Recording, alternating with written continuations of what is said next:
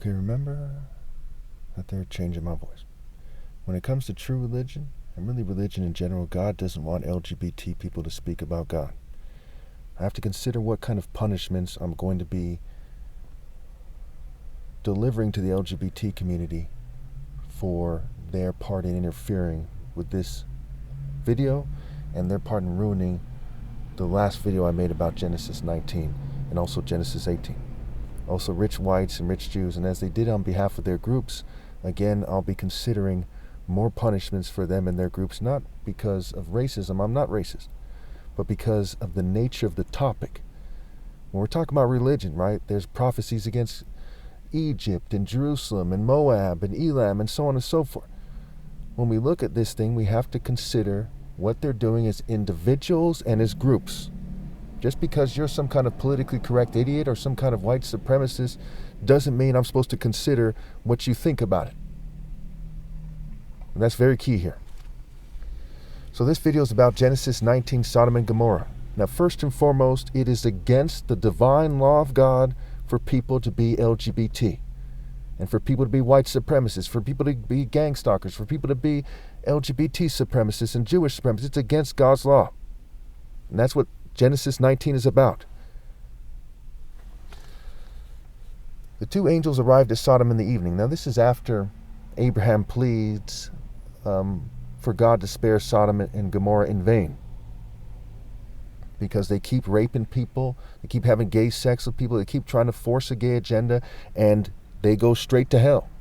And to this day, someone can't show me a single logical and sound example of a spiritual gay person. Not a single one. Or a valid martial artist who's gay, or a valid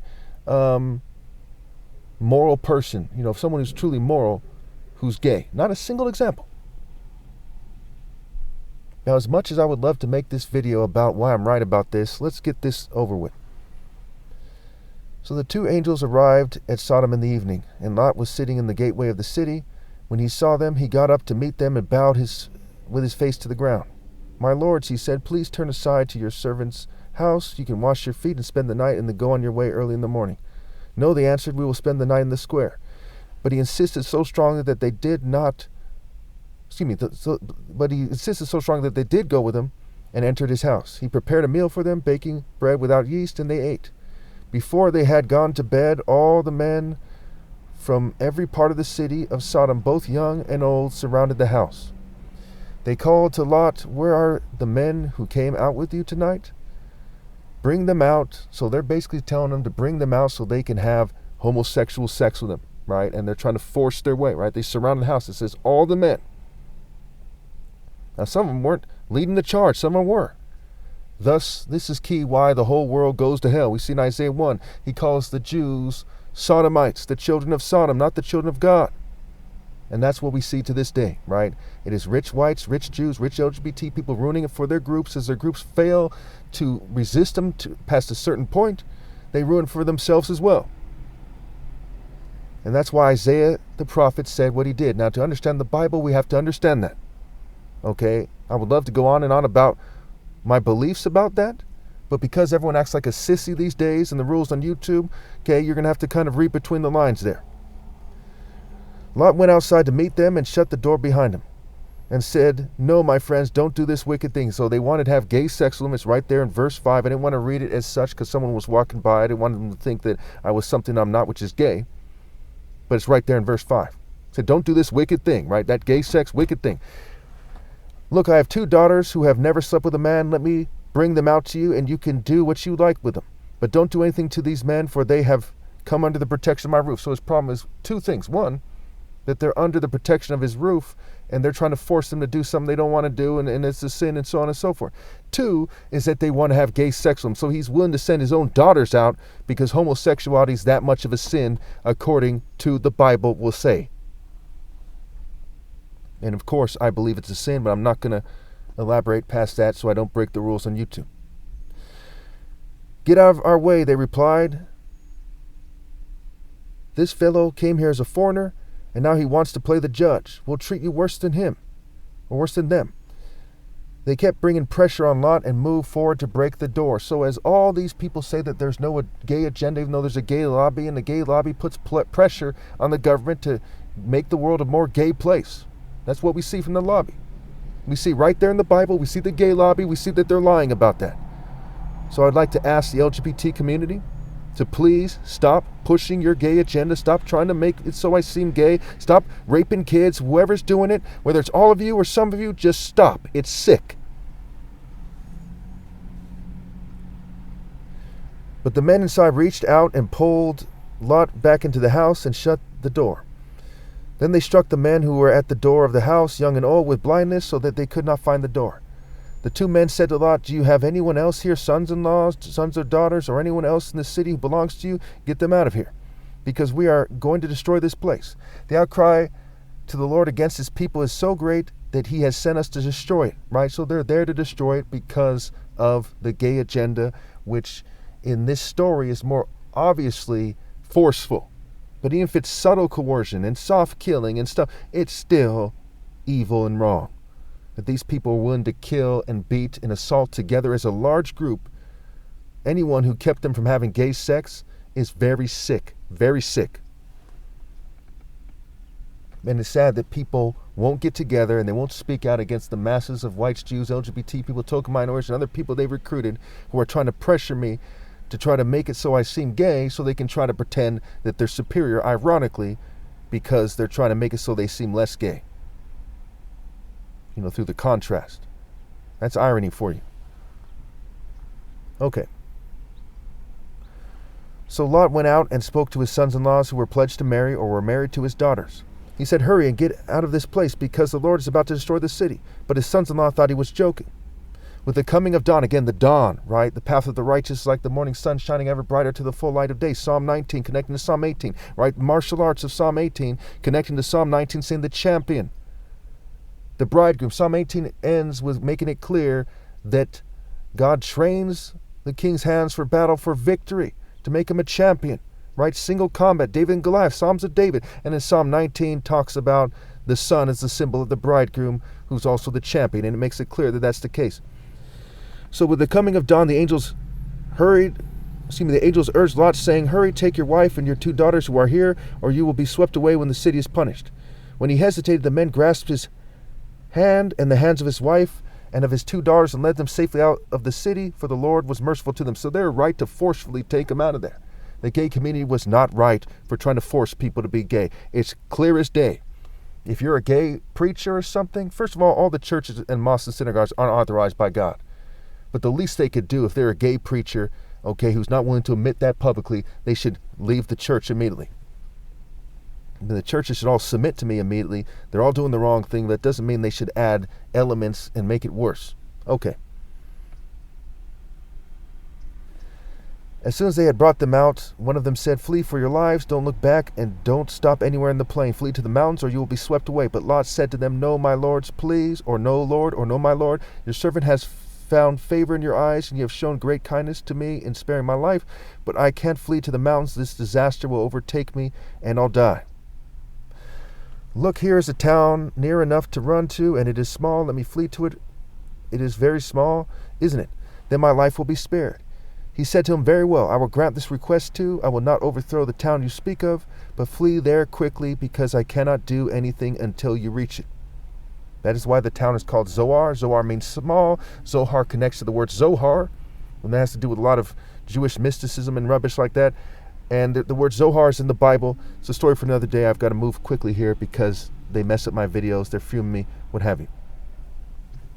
By the time Lot reached Zoar, the sun had risen over the land. So the sun, again, the sun, the symbol of the bridegroom, the son of God. Okay, that's in the idea of the sun there, because Psalm 19. Then the Lord rained down burning sulfur on Sodom and Gomorrah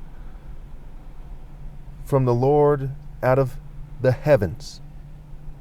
Now we know from Isaiah 34, and there's Revelation 18 connections also, but we know from Isaiah 34 that burning sulfur connects to chaos and desolation. It's somebody kind of in a miserable state, a state of a scatterbrained state, like a gay parade, of chaos and desolation, and they're decaying. They're becoming more depraved. They're rotting. They're missing the point of life. They're on their way to hell, etc.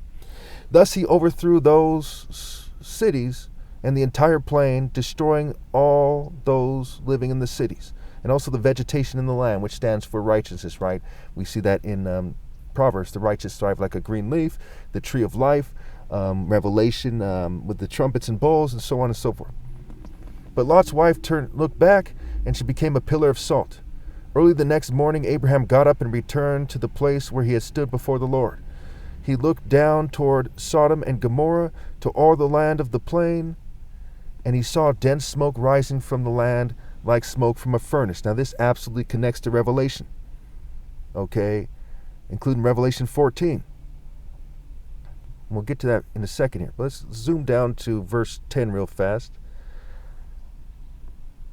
So if anyone accepts the mark of the beast, right, then we get to verse 10. They too will drink the wine of God's fury, which has been poured full strength into the cup of his wrath. They will be tormented with burning sulfur in the presence of the holy angels and of the Lamb, and the smoke of their torment will rise forever and ever. For there will be no rest day or night for those who worship the beast in his image, or for anyone who sees the mark of his name. Now, a lot of Jews have been trying to argue that they think that hell magically isn't forever. Okay? Point them to verse, Revelation 14, 10 and 11, and ask them, what's their counter-argument? Okay? What is their counter-argument? Why wouldn't it be forever? Your actions, what you've done, last forever and ever. Nothing will ever blot them out. You'll always have done whatever you've done. When you consider the seriousness of the situation, what is your counter-argument? If they're a Christian, tell them that the Messiah told you so, he was right, they're wrong, and stop being children and accept that they're wrong and accept correction and instruction from God. Let's put it more in its context for you. Revelation 14, the three angels, this is verse 6 in Revelation 14. Then I saw another angel flying in midair, and he had the eternal gospel to proclaim to those who live on the earth, to every nation, tribe, language, and people. He said in a loud voice, fear God and give him glory, because the hour of his judgment has come. Worship him who made the heavens, the earth, the sea, and the springs of water. Not people who claim to be chosen, whether they're black people or white people or Jewish, but worshiping God and the Messiah, me. A second angel followed and said, fallen, fallen is Babylon the Great, which made all the nations drink the maddening wine of her adulteries, right? They went crazy, and they started thinking that you should look up to scientists and politicians and celebrities and idiots like that, okay, instead of God and his Son. So they're going mad, and they're prostituting themselves to the deity of science, the deity of celebrities, the deity of presidents and emperors, and just morons and idiots and stupid deities like that. A third angel followed them and said in a loud voice, if anyone worships the beast and its image and receives its mark on their forehead or on their head, they too will drink the wine of God's fury, which has been poured full strength into the cup of his wrath.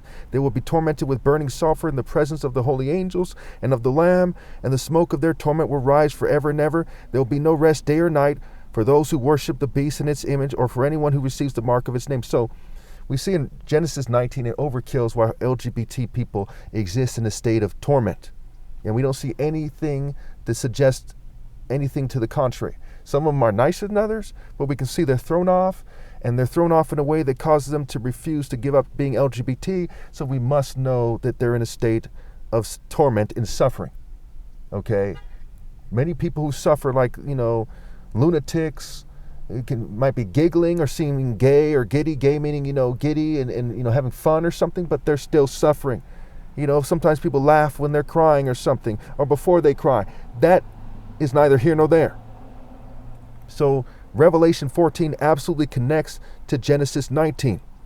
That's why in verse 28 it says, he looked down towards Sodom and Gomorrah, toward all the land of the plain, and he saw dense smoke rising from the land like smoke from a furnace. So Sodom and Gomorrah, as a spiritual place, as a physical place in a sense, was destroyed, and the earth as a physical place and a spiritual sense is destroyed. Everyone on earth says anyone who accepts the mark of the beast. It's not limited to gays or people who live there, or Jews or Gentile, anyone. So the earth is becoming a desolate wasteland, and there's no way back. People must obey God through me. People should stop reproducing. I have no respect for people who have kids. What the hell is wrong with them? They need to stop being selfish little punks. They need to look around, wake up and smell the coffee, as they say. Okay, This calls for patient endurance on the part of the people of God who keep his commands and remain faithful to Jesus. Then I heard a voice from heaven say, "Write this, blessed are the dead who die in the Lord from now on. Yes, says the Spirit, they will rest from their labor, for their deeds will follow them." Also consider Isaiah 57, where it says, "The righteous are taken away to be spared from evil." So when God destroyed the cities of the plain, he remembered Abraham, and he brought Lot out of the catastrophe that overthrew the cities where Lot lived. Lot and his daughters. Lot and his 2 daughters left Zoar and settled in the mountains, for he was afraid to stay in Zoar. He and his 2 daughters lived in a cave. Okay, the rest of the part is discussing. It's about how his 2 daughters convince him to have sex with him, and they become the progenitors of Moab, the Moabites, okay, and the Ammonites. So let's just breeze through this, wrap this up, because they're also making it harder for me to upload longer videos here. One day the older daughter said to the younger, "Our father is old, and there is no man around here to give us children, as is the custom over all the earth," right? Mere human rules, customs, and traditions. "Let's get our father to drink wine and then sleep with him and to preserve our family line through our father." And this has parallels to Noah drinking the wine, right? And he says, "Curses on you, Canaan." But again, the connections there aren't that significant, because it's inconclusive, and it goes back to interpretation, and we must apply the golden rule and the greatest commandment, and we must judge fairly, and we must look at people and what they have done first and foremost before we even consider the Bible, and say who's doing the right thing, who's doing the wrong thing, with a universal scale, because of Isaiah 5 and Psalm 9. The Lord is known by his acts of justice. He's exalted by his acts of justice. We know who's doing the right thing by their fruit, by whether it's universally fair and just. That's how the early people in the story knew that they were talking to God versus the devil, was that God does things in a way that is righteous. Only an idiot is a fair-weather person who looks at things in terms of a short period of time and says, well, they're helping us for this time being. That's called being a dumbass. That's called being severely retarded. Okay, so where was I here? That night they got their father to drink wine, and the older daughter went in and slept with him. He was not aware of it when she laid down or when she got up. The next day the older daughter said to the younger, "Last night I slept with my father. Let's get him to drink wine again tonight, and you go in and sleep with him so we can preserve our family line through our father." So they got their father to drink wine that night also, and the younger daughter went in and slept with him. Again, he was not aware of it when she laid down or when he got up. So both of Lot's daughters became pregnant by their father. The older daughter had a son, and she named him Moab. He is the father of the Moabites of today. The younger daughter also had a son. She named him Ben-Ami. Ben-Ami means son of my father's people. And Moab sounds like the Hebrew for father. He is the father of the Ammonites. Now, keep in mind, the Moabites have nothing to do with me. I'm not from Moab.